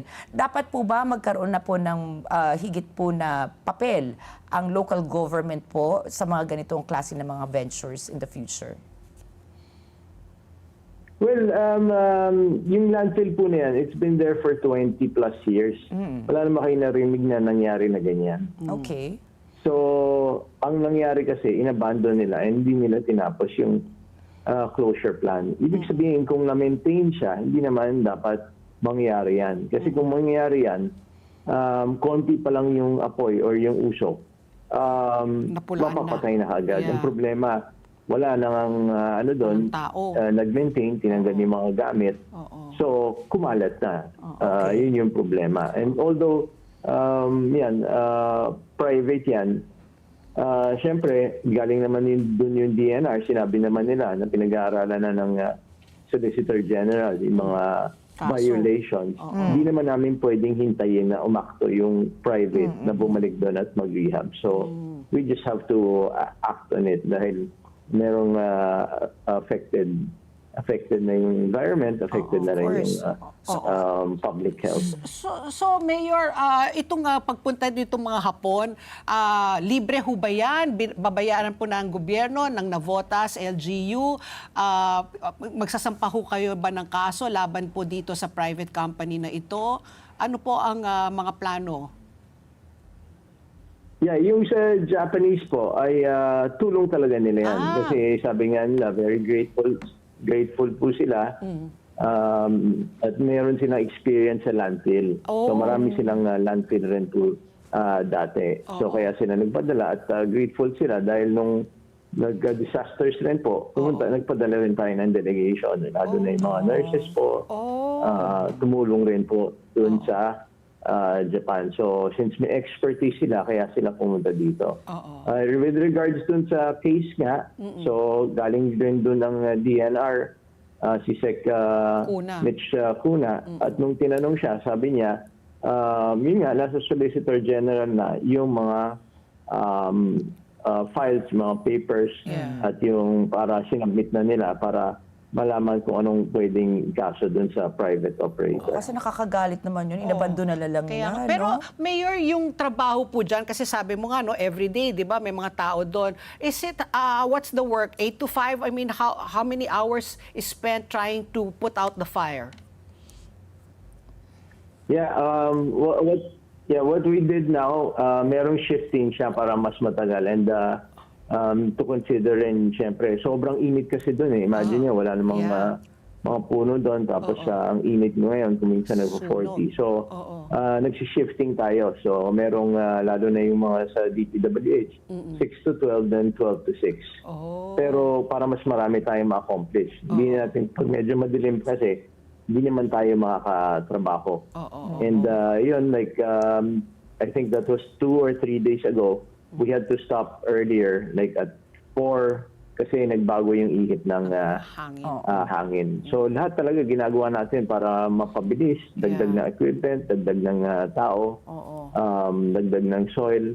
Pero kailangan natin i-consider yung safety ng mga tao po. At yun nga, papasalamat rin tayo dun sa, kasi Labor Day bukas. Maraming salamat sa lahat ng sakripisyo ng mga nagtatrabaho po doon. At syempre yung mga iba't ibang agencies na tumutulong po sa atin. Siyempre, ang DPWH, Sec Vince, araw-araw tumatawag po sa atin. Si Sec Mitch, gano'n din, may padalang tao. Then yung mga private companies, yung San Miguel po, yung mga gamit po nila, nandyan. At OCD rin po, nandyan. So, ang dami po, lalong-lalo na yung sa JICA, yung technical assistance. Siguro ako, Mayor, siguro ako na lang po isa na lang, dahil syempre, marami pa rin po nangangamba dahil nga po dyan sa epekto po ng sunog na nangyari dyan noong April 10 sa Navotas Landfill. Ano naman po yung mga advice niyo, lalo na po sa mga taga-Navotas na malapit po dyan sa pinangyarihan po ng insidente, na kumbaga precautionary measures, because as you said, there's no timeline yet, kung kailan po talaga maaayos po yung problema na yan. For the meantime po, na hinihintay po natin na talagang malinis na yan, maapula na yung apoy, pati mga usok ay luminis na, ano po yung advice niyo po sa ating mga kababayan po na apektado po sa air quality po dyan? Yeah, itong landfill na to, nung plinano at in-approve to, sinigurado natin na malayo sa resident. So walang resident na malapit po dyan. So kaya nga para siyang island. In fact, mas malapit siya dun sa Bulacan. Dahil sa ilog natatanaw po siya. And yung advice po natin, although lahat ginagawa po natin para mapabilis po yan at medyo gumanda na nga. Kahit gumanda na yung air quality dyan sa ating lungsod ng ilang araw na at dun sa buong NCR. Dun sa mga may sakit at dun sa mga senior citizen, may mga respiratory concerns, sabi ko parating sa safe side tayo, mag-mask na lang po tayo. At kung meron naman tayong nararamdaman, consult agad tayo dun sa ating health centers o dun sa ating hospital po. But rest assured, ginagawa po natin na lahat na ating makakaya para mas mabilis po nating matapos to. And yung sa timeline, tinanong ko rin actually yung hapon. So anong estimate niya? Oh. So ayaw rin niya magbigay ng estimate. Ayaw makuryente ni Mayor. yun nga, Ayaw niya, ang importante. bawal na makuryente. Lesson Bawal na rin learned. masunog. So, Mayor, hanggang kailan na lang po yung mga Hapon dito? They will only leave pag tapos na? Ganun ho ba yung magiging arrangement? Hindi po. Yesterday, nagbigay na sila ng kanilang report. Oo. And then, paalis na po sila today. Okay. So anyway, no, sabi niyo Yes. nga 80 to 90% naman medyo okay na. So konti na lang po no ang hinahabol po natin para masabi Hindi, talaga. hindi. 80 to 90%, correct ko lang po yun. Oh. 80 to 90% po yung affected. Affected. Pero Okay. siguro nasa almost 50%.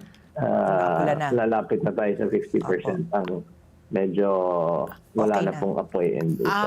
Okay. So I stand corrected. 80 to 90% ang affected, 50% ang fire out na. So na lang po, kalahati pa ang hahabulin po Controlled. Hindi naman fire out. Hindi fire out. Controlled, yeah. Controlled. Okay. Sige po. Maraming salamat po, Mayor John Ray. Thank you very much again for your time. And talagang maraming salamat sa serbisyo, yung mga kasamahan ninyo na talagang ginagawa ang lahat para po mahinto na, matigil na po yung apoy dyan sa landfill na yan. Thank you very much again, Mayor John Ray. Thank you, Mayor. Maraming salamat, Pati Energy. Ayan po si Mayor John Ray Chanco, napakasipag na mayor ng Navotas City. Imagine everyday, ha? Every day. Kaya mo yan, oo. Patty? Hindi ko kaya. Kaya nga hindi ako mayor eh. Oras, alas 9:21 na po ng umaga. Tuloy-tuloy pa rin ang ating pagbabalita. Posibleng tumaas sa 60 pesos hanggang 62 pesos kada kilo ang presyo ng bigas pagsapit po ng buwan ng Setyembre. Ayon kay Agriculture Secretary Francisco Chu Laurel Jr. Dahil ito sa tumataas na gastos sa fertilizer sa mga issue po sa global supply.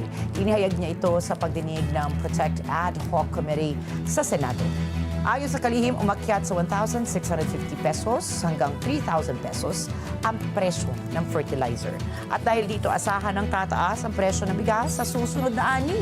Sa ngayon ay nasa 50 pesos per kilo ang average retail price ng bigas. Mas mataas po ito sa 42 pesos per kilo bago sumiklabang sigalot sa ginasilangan at ang mga naging issue sa supply chain dahil nga po sa nasabing krisis. Binigyan diin naman ni Chu Laurel na inatasan na ni Pangulong Ferdinand Marcos Jr. ang Department of Agriculture na maghanap ng paraan para mapatatag at mapababa ang presyo ng bigas. Isa sa mga pinag-aaralan nilang estratehiya ang Rice Blending Program o yan po yung paghahalo ng imported and local na bigas. Naghahanda na rin ang Department of Agriculture para sa posibleng El Nino sa huling bahagi ng taong 2026 sa pamamagitan ng isang planong nakabatay sa datos at maagang aksyon. Nakikipag-ugnayan ito sa iba't ibang ahensya para suriin ang mga sistema ng irigasyon, i-update ang mga mapa ng panganib sa klima at gabayan ang pagtatanim. Naghahanda rin ang pamahalaan ng mga binhing matibay sa tagtuyot, mga pataba at suporta sa irigasyon habang pinalalakas ang crop insurance, kredito at tulong sa merkado para maprotektahan ang kita ng ating mga magsasaka. Kinukonsidera rin ang cloud seeding bilang karagdagang hakbang. Muling binuhay ang El Nino Task Force para mapabilis at mapag-isa ang tugon ng pamahalaan. Alinsunod na rin po yan sa direktiba na tiyakin ang tuloy-tuloy na suporta sa ating mga magsasaka at ating matatag na supply ng pagkain. Mamaya po, makakausap po natin si Ginoong Raul Montemayor.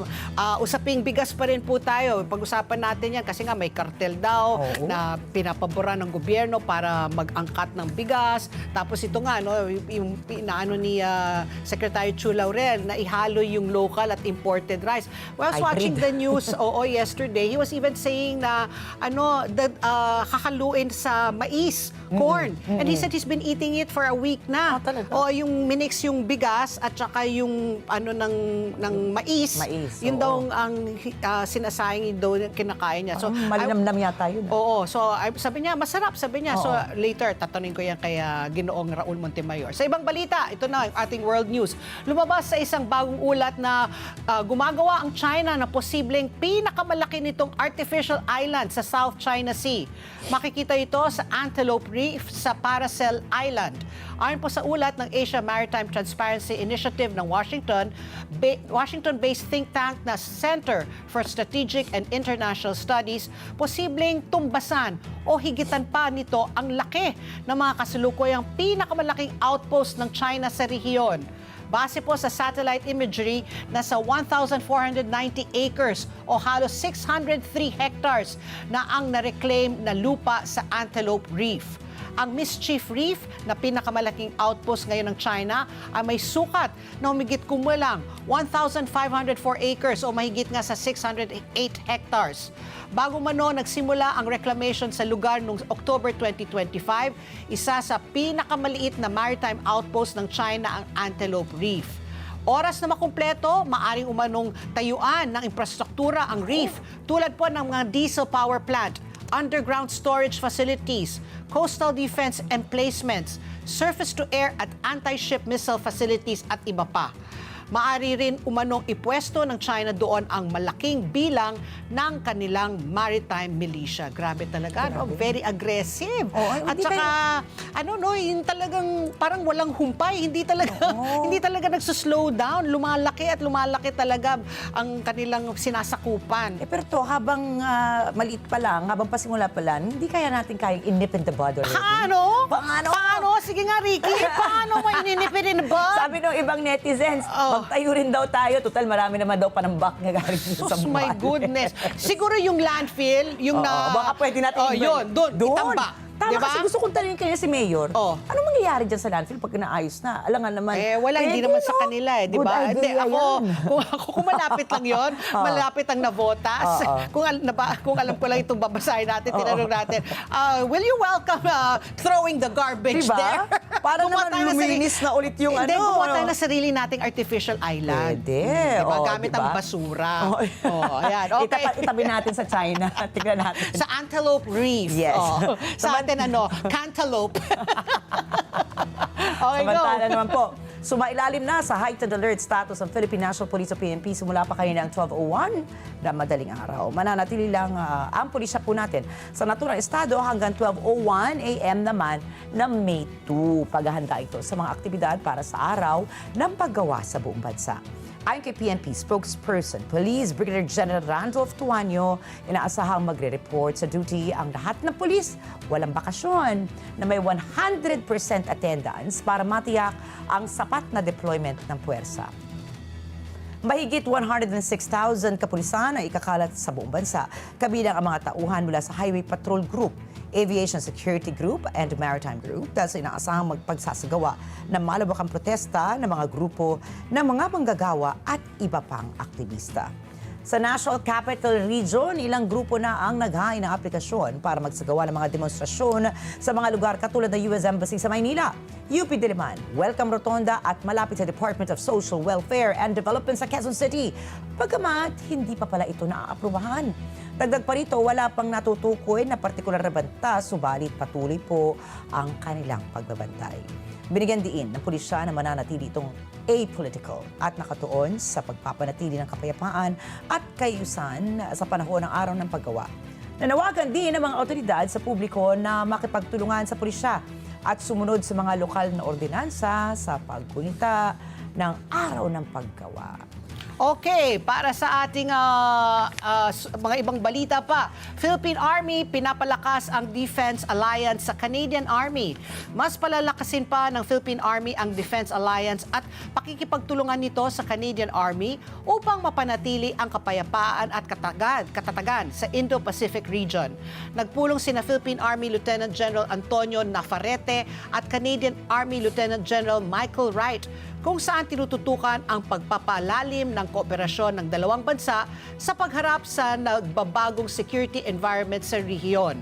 Ang pagbisita ni General Wright sa Pilipinas ay kasabay ng paglahok ng Canada sa nagpapatuloy na balikatan military exercises. Bumisita rin ang general sa libingan ng mga bayani upang magbigay pugay sa mga bayani ng Pilipinas. Noong Nobyembre nakaraang taon, lumagda ang Pilipinas at Canada sa Status of Visiting Forces Agreement na layong palakasin ang ugnayan ng dalawang bansa sa aspetong pandepensa. Ricky! Samantala, PBBM nakipagpulong sa mga ambassador ng France at Czech Republic. Nakipagpulong na nga po si Pangulong Bongbong Marcos, ambassador ng France at charge d'affaires ng Embahada ng Czech Republic. Sa nasabing pulong, hiniling ng Pangulo ang mga impormasyon kung bakit pinakawalan ng Czech authorities itong si Zaldico. Nagpahayag rin ng pagkadismaya ang Pangulo na sa kabila ng efforts ng gobyerno ng Pilipinas ay malaya pa rin sa Europa si Zaldico. Umaasa ang Pangulo na makatutulong ang magandang relasyon ng Pilipinas at sa France at sa Czech Republic para maiuwi na sa Pilipinas si Ko at mapanagot sa batas. Sa ibang balita naman, ito na, mag-showbiz balita na tayo. Nako, ito sa mga mahilig kay James Reid, ng mga katulad ko, puging-pugi kay James. James Reid, na-excite sa muling pag-aarte niya. Excited na muling mapanood sa telebisyon si James Reid matapos niyang aminin na matagal na niyang gustong balikan ang pag-arte. Ayon po sa aktor, bagamat nagkaroon siya ng break para mag-focus sa musika at personal na paglago, hindi kailanman nawala ang kanyang passion sa acting. Ngayon, tuluyan na siyang nagbabalik sa spotlight kung saan muli siyang bibida at makakasamang ilan sa mga bigating artista. Ibinahagi ni James na pakiramdam niya ay right time na para sumabak muli sa acting at mas determinado siyang ipakita ang kanyang growth bilang artista. Sa kanyang pagbabalik, aminado si James na marami pa siyang gustong matutunan, ngunit kumpiyansa siyang handa na siyang harapin muli ang mundo ng showbiz. Ayan, James! O bakit ba siya nag-retire? Resign konti? Hindi, kasi di ba parang nag-lie low siya. Nagpahinga pala, sorry. Nagpahinga, di ba? He wanted to concentrate on his music. So parang he wanted to take a break from acting. Nag-singer siya? Oo, di ba? May international label pa nga siya eh. Di ba? Okay. Tapos he even went to managing. Di ba si Liza Soberano was under his ganun? management. Wow, Yes! Parang Justin Bieber pala siya ng Pilipinas. Ikaw, ano talaga, medyo hindi ka na sa updated showbiz. sa showbiz. Medyo na, gulat na gulat eh, di ba? Hindi, kasi Ano yung kahapon pinag-uusapan? Yung si Liz Quinn. Si Liz Quinn Hindi ko kalain na, hindi akala ko niya alam LDR na lang sila. break na. Oo, alam mo yan, pag Sarong Cuneta yan, Gabi Concepcion, ayan, mga updated tayo. Oras!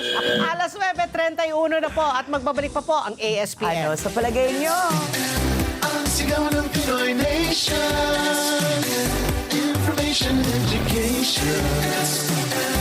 Oras! Alas 9:33 na po ng umaga. At ang oras na ito hatid sa inyo ng Salem Bed, bringing comfort to Filipino homes for over 50 durable years. Salem Bed, ang hari ng tibay. Oras muli, alas 9:34 na po ng umaga at kasama na po natin sa linya si Ginoong Raul Montemayor mula po sa Federation of Free Farmers Cooperatives. Siya po ang National Manager. Magandang umaga po, Ka Raul, and welcome back po sa ASPN. Good morning, sir.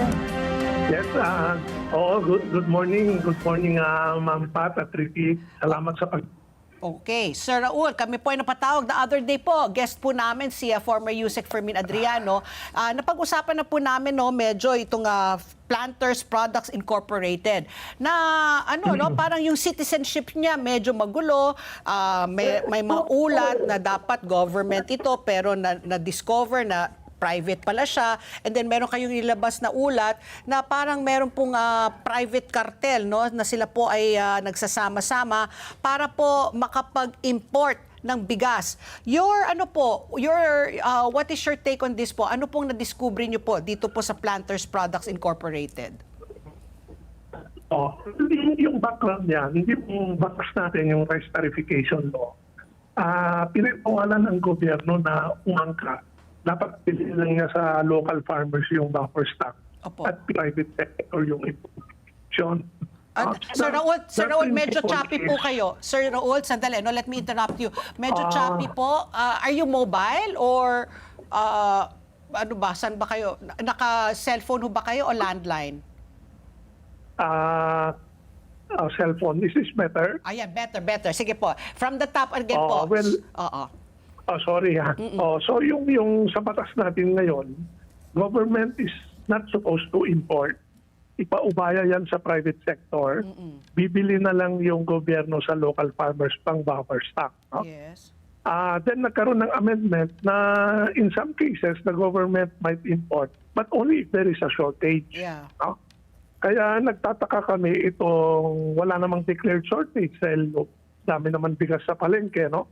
Nagtataka kami nung nalaman namin na itong Planters Products Incorporated ay umangkat pala from India. And recently, nakakuha pa ng malaking bahagi sa import permit, no? Or importation, no? Ngayon, isasabihin nila, it's a private corporation. Pero ang majority stockholder is held in trust by the Secretary of Agriculture. Oh. No? Oo.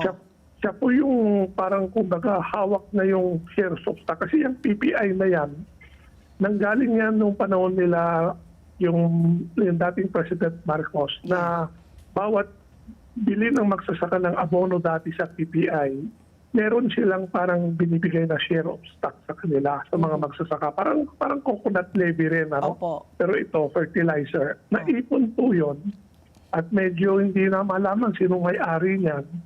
So parang nung inipon yan, binigay yung parang proxy vote sa Secretary of Agriculture. Sa yung chairman of the board at saka yung majority stockholder. So kahit ipag-argue nila hindi yan government corporation, the fact that it is controlled by the DA Secretary, ay yun yung sabi mong parang questionable yan. And the principle nung batas is huwag nang aangkat ng gobyerno.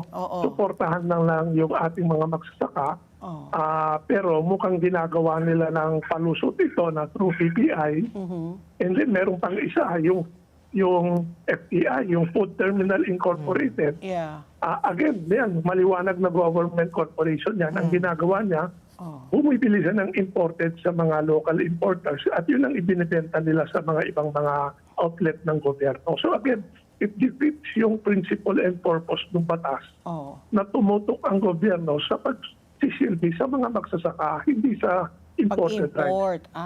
So that's yun po ang kumbaga yun ang inaano nyo, napansin po ninyo, no, na dapat yung pondo po ng gobyerno ginagamit na lang po dapat yung pagbili po ng buffer stock sa ating mga local farmers instead of importing rice. Kasi wala naman sila, kumbaga hindi naman nila yan mandato di ba, ang gobyerno na mag-import ng bigas. Dapat private sector. At saka dagdag ko lang, sa laki ng inaangkat ng PPI, we doubt if it is PPI that is financing the imports. So ang tanong namin, sino ang namumuhunan dyan? No? It's very possible na binigyan nilang quota yung isang private importer with the understanding na ikaw magpasok niyan, ikaw mag-finance niyan, at yung bahagi niyan ibigay mo sa PPI. So hindi natin alam. But again, that defeats the purpose of the law. Parang indirectly, sila pa rin ang umangkat. It is not allowed by the law. I'm wondering, Sir Raul, kayo po, very active po kayo sa ganito. Have you confronted po PPI or Secretary Chu Laurel? Because nga, sabi nyo nga, no, he holds the proxy vote and is the chairman of the board of PPI. Nasagot na ho ba niya itong reklamo? Well, we posted a lot of mga comments about this. Wala kaming direct access kay Secretary. No? And napapansin namin, like kahapon, sabi niya, papailan daw na kami ng kaso dahil fake news daw yung pinagkakalat namin. No? So parang ang dating niya sa amin, pag kinontra mo siya, or iba yung pag-iisip mo sa kanya, nagagalit. No? Parang ang dating sa kanya, it's a paninira in unfounded criticism. So ang knee-jerk reaction, well, at least in our case, papailan daw na kaming ng kaso. Sabi namin, hindi kami natitinag sa mga ganyang mga pantano. We are a 73-year-old farmer organization.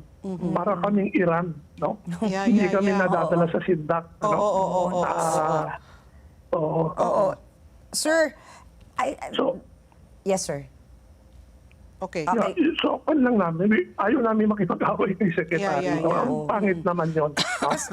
But we have aired our concerns. He has never answered them. In fact, binabatikos na kami for spreading fake news. So, paano kami mag-uusap nun?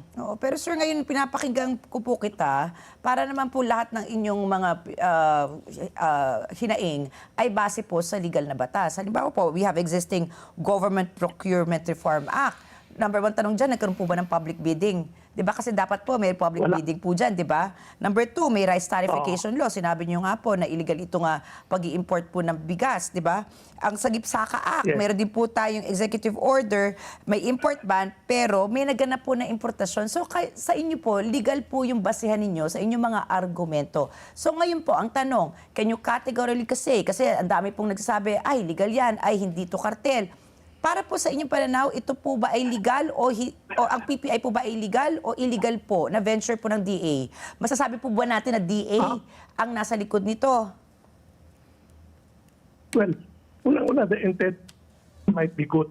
O, kasi ay binibenta nila yung bigas ng PPI at 48 pesos per kilo, which is below the market. Oh, No? okay. So siguro naisip nilang paraan, paano natin pababayin to? Hindi naman na implement yung price cap. At hindi naman nila hinuhuli yung mga profiteering. So imbis na gawin nila yon, aangkat na lang sila indirectly through PPI at magbenta ng murang bigas sa palengke. No? So the intention might be good, but the way they are doing it might be illegal. And it doesn't look good that a government entity or government-controlled entity is selling imported rice. No? Kasi ang trabaho ng gobyerno, tulungan yung local rice. Pero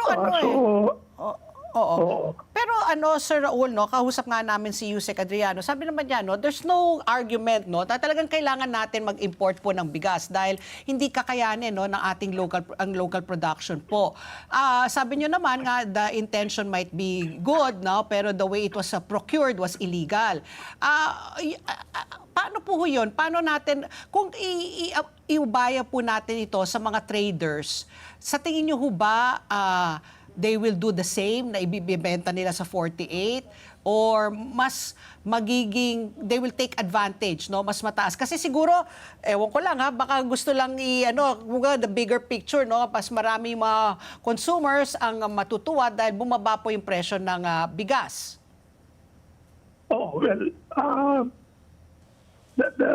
The private sector, under the law, sila na yung mapapasok ng bigas. Ano? Correct. Ngayon kung nagsasamantala sila, they overprice yung imports. There is the anti-economic sabotage law that prohibits profiteering, and kung malaki yung halaga, mabibilanggo yung mga violators without bail. No, nandyan yung batas Matagal na namin sinasabi sa DA, tumbukin nyo yung dating ng import. Sabi nila, the import cost is only about 30 pesos per kilo.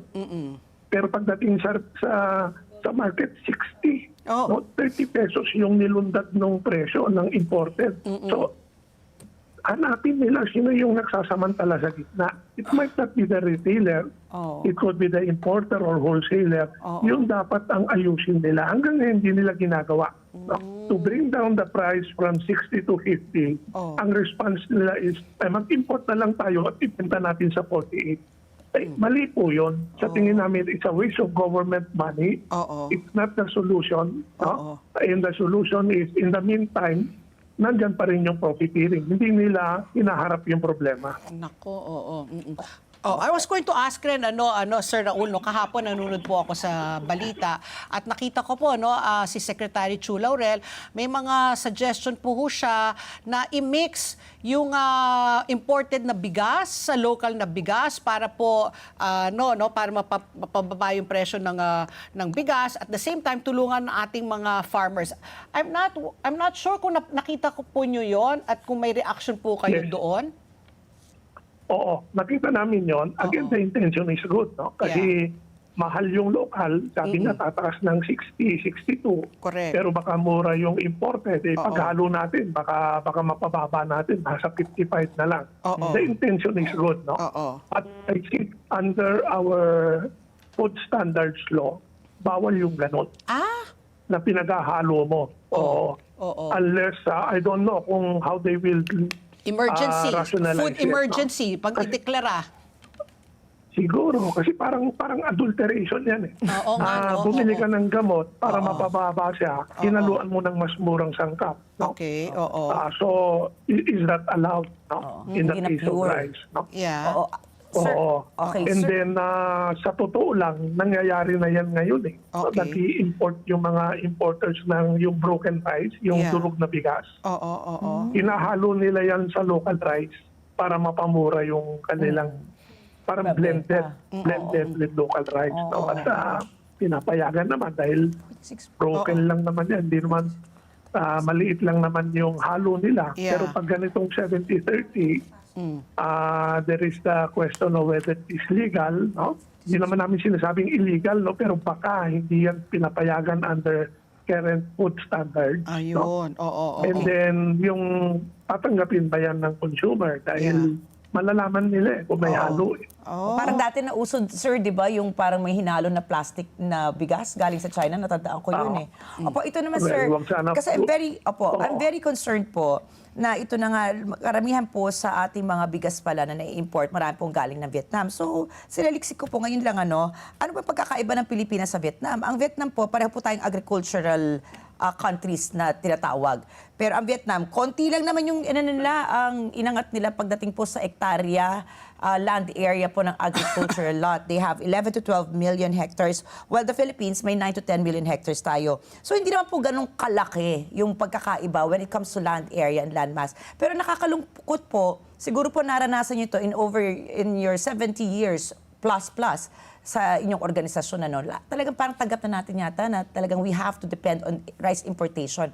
Kung ang Vietnam po kaya, halimbawa, kaya nila at nauna pa tayo noong mga 70s and 80s sa pagiging progresibo, ano po yung magagawa ng Pilipinas? Talaga po bang, doomed na po ba tayo na lagi nilang umasa sa importation? Paano po yung local farmers natin? Wala na po ba talagang tayong pag-asa na eventually, sana naman po hindi umabot ng 73 years more, na maging dependent naman po tayo sa ating mga lokal na mga magsasaka? Oo nga. Ang masaklap pa dyan, after the Vietnam War, tayo ang nagturo sa mga siyentista sa Vietnam Correct. na magtanim ng palay. No? Ngayon sila na nagbibenta sa atin. Ayun na nga po. Oo, So what are they doing well, right, sir? Ano yung tamang ginagawa nila? Bakit hindi natin magawa yan? Ayaw nyo naman po siguro maghintay ng 73 plus years pa ulit, ano? Bago po talaga magkaroon po ng talagang independence ang Pilipinas. Well, mataas yung yield nila. No? Yung sa atin, ang isang hektarya sa isang taon nakakapag-produce ng on the average about 9 tons. Sa kanila, 20 tons. No? Doble. Nakaka-3 cropping sila. Dito sa atin, ang average 1.5 cropping in 1 year. Sa kanila, 3 beses sila umaani sa kanilang lupa. Of course, they have yung benefit ng tinatawag nilang Mekong Delta. Yeah, Ito yung ay tubig. mahabang river galing pa sa China na nagdadala ng topsoil sa Irrigation. mga parte ng Vietnam. So medyo kahit hindi sila masyadong nag-aabono, maganda yung kanilang tanim. At saka hindi nila kailangan ng maraming fertilizer. Pero grabe daw ang gamit nila ng pesticide doon. Dahil continuous ang planting nila. No? But the basic issue is they have higher yield, Yeah. no? And they have a much smaller population. So marami silang sobra na yun ang ine-export nila. No? And siguro yung pangatlo, yung pag sinabi ng gobyerno itong gawin nyo, tumusunod lahat. No?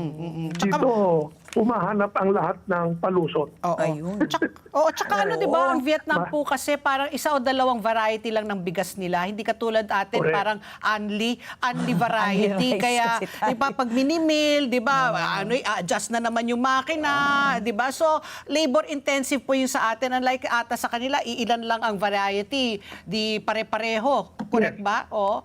Oo. The reason naman daw bakit ay iba-iba yung variety dito dahil para malito yung mga peste. Kasi kung Gusto natin maging, we want to outsmart the mga peste. Pero tayo naman, yung mga pitaka naman po natin ang kailangan ng na malalim. Pero Sir Raul, that's why in Vietnam they use a lot of pesticides kasi they have 2 varieties. Pero pag nasanay yung mga peste sa ganong variety, talagang atikahin nila yon The only way to fight that is through Pesticide. Ganun pala yun. Sir Raul, talking about again the news item of Secretary Chu Laurel, in that same news item, he was also saying na imimix ang bigas sa corn, sa mais. At sabi Corn. niya, isang linggo na Yes. daw niya kinakain yon. Do you think magiging palatable sa mga Pilipino yon? Ihahalo ang mais at saka ang bigas? Sabi nga ni Senator Amy Marcos, sabi niya, nako, parang hindi yan i-accept, parang ang mais sa kanila para sa mga hayop. Yun ang pinapakain sa baboy at saka sa manok. Pero sabi ni Secretary Chu, masarap daw. Isang linggo na daw niya kinakain. Mas marami nga lang tubig ang kailangan para ihain. Another way, no? Para kasi pag ganito may krisis, naghanap tayo ng mga paraan para makatipid eh. Tama yun, tama. At that program has been there for a long time. Matagal na yung panukala, may mga pilot testing na sila ng mga iba-ibang mix. No? Puting mais ang nilalagay nila dyan, hindi yung yellow na pantuka. Oo. Puting mais. Special variety of white corn na hinahalo. Okay. The big problem is yung sufficiency ng supply ng ganong variety. Hindi siya yung regular na tinigib eh. Yung kinakain nating nilagang puting mais, hindi yun eh. Actually, mataas ang kanon. May special variety ng white corn na pwede dyan sa panghalo. But I think yung bigger question, yung ni-raise ni Senator Amy, how acceptable is that in the market? Correct. Well. Kaya it's worth trying. Again, good intention. No? Pero let's not raise too much expectation. Siguro, baka mas maganda pa. Let's urge yung kumakain na magtipid, huwag magsayang ng kanin. Correct. Kain ng kamote, substitute. Baka mas workable yung mga ganon kaysa pipilitin mong kumain ng bigas na hindi naman kaya ng sikmura. Nako, sige po, Sir Raul. Talagang hanggang ngayon po, basta maasahan nyo po ang ASPN na tutulong po sa inyo. Kasi nga, syempre, sa atin kanin is life. Ako talaga, hindi ko talaga kakayanin na walang kanin sa aking Jetta, di ba? Kaya wala. Masarap ang kanin, lalo na pagbagong saing, tapos mabango, di ba? Malagkit-lagkit ng konti. Nako, talagang yan ang yan talaga ang number one na ng Pilipino kanin. Talaga hindi mawala sa Pilipino. Hindi mawala yan sa Jetta talaga ng mga Pilipino. Maraming salamat po, Sir Raul. Sa susunod po ulit, mabuhay rin po sa ating mga magsasaka. Thank you po. Thank you. Thank you very much. Okay, si Sir Raul Montemayor, National Manager po ng Federation of Free Farmers Cooperatives. At ang oras, alas 9:53 na po ng umaga. Bilang mga Pilipino, masipag tayo, matiisin at inuuna natin ang ating pamilya. Ngunit sa dami po ng ating responsibilidad, madalas nakakalimutan natin alagaan ang ating sariling kalusugan. Tandaan po natin, ang malakas na katawan ay mahalaga upang patuloy tayo makapagtrabaho, makapag-alaga ng pamilya at ma-enjoy ang buhay. Ang King's Herbal Plus ay isang all-natural food supplement na may 80 powerful ingredients mula sa herbs, fruits at vegetables for men and women na tumutulong sa overall wellness at vitality ng katawan. At bilang pasasalamat sa inyong patuloy na suporta, may 1 milyong pasasalamat promo ang King's Herbal Plus, kung saan maaari kayong manalo ng hanggang 500,000 pesos in cash. Mabibili po ang King's Herbal Plus sa Mercury Drug, Watson's, South Star Drug, Rose Pharmacy at iba pang leading drugstores nationwide. King's Herbal Plus, balik lakas, balik sigla, hatid ay pag-asa at saya! Yay! Yay! At 1 bago kayo, million? Ricky, Speaking of 1 million pasasalamat ng King's Herbal Plus, may sarili tayong 1 million dito sa Net25 News and Information Pantry. Napakagandang balita po dahil sa wakas. Meron na po tayong gold play button mula po sa YouTube. Ibig po sabihin yan, nakaabot na po sa 1 million followers ang Net25 News and Information. Wow, diba? I would like to thank the Academy for... I would like to thank the Academy for this gold award. I would like to thank my mother, my father, my children. Pag nawala po, as Isang Kapre milyon. CRB, kapag Oh. nawala po itong plaque natin, alam niya na kasalanan. Pwede na ba itong nasa ano? tapat na Meralco. Pwede ba itong isanla? Pwede Baka ba? pwede. Solid gold ba to? Ayan, Parang hindi masyado mabigat. Baka naman fit ka lang ngayon. Ayan, kaya maraming salamat po sa mga ka-netizens po natin sa inyong pagtangkilik, pagtitiwala at pagsubaybay po sa amin. Mula sa amin dito po sa ESPN, ano sa palagay nyo at Net25, maraming salamat po sa inyong lahat para sa amin ng ito, sa ESPN lang ito.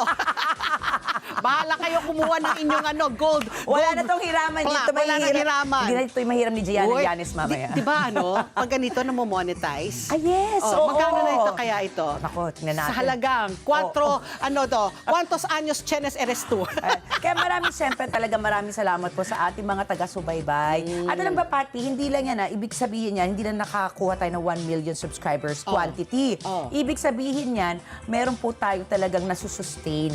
Consistent po silang nanonood sa atin. Ayan. Okay. Kumusta naman natin po ang serbisyo publiko ng alagang Unilab at Net25 na kasalukuyan naghahatid po ng medical mission at government services po na nagkakaloob po ng libreng check-up at mga ahensya po ng gobyerno ay inilapit para sa mga pamilyang Pilipinos. Diyan po sa Barangay Talon 4, Las Piñas City. Punta na po kayo ngayong araw na ito, April 30. Ayan, nag-umpisa na po hanggang alas 2 po yan ng hapon. Kaya ayan na, tingnan nyo, ang dami ng dumalo. na, wow. Ayan, marami po talagang nag-grab na opportunity basta libre. Sina Siyempre, mga Lola, senior ang citizen, daming Lola, si Lola, lolo't lolo, may pa-check up sa mata, di ba? May pa-check up siguro sa presyon, meron pa-check up sa puso, sa dugo. Kaya ayan na, punta na kayo dyan sa Barangay Talon, Las Piñas City. Tapos makikita natin nandyan din yung mga ibang government agencies katulad po ng Pag-ibig at saka iba pa. At saka talagang in fairness kapag talaga Net25 ang nag-ayos ng isang event, One-stop shop. one-stop shop at maayos talaga. Maasahan mo maayos yan. Correct. At speaking of Las Piñas, ito mula sa Las Piñas, happy birthday naman sa sa aking auntie na si Raquel Gordon from Parañaque City. Di ba magkatabi lang yun? Malapit-lapit ang Las Piñas sa Parañaque. At dito po sa ESPN, mahalaga ang inyong palagay. Mahalagang bahagi yan ng paghanap natin sa katotohanan, kaya sa bawat isyong napapanahon, parte kayo ng diskusyon. At tandaan po, ang buhay ay hindi patagalan talaga kung hindi pa sarapan. Kaya sulitin po natin, tawanan lang po natin ang ating mga problema. Mag-food trip tayo, dapat masarap na pagkain, gumala, at gumawa tayo ng masasayang alaala at patuloy pa rin po tayong manalangin. At susunod na po ang Kada Umaga Girls! At mamaya alas 9:30 po ng gabi, Mata ng Agli International dito lamang sa Net25. Thank God it's Thursday! Thank God it's Thursday. And thank Enjoy God your it's- payday! See you tomorrow, everybody. Ingat po! Ang sigaw ng Pinoy Nation.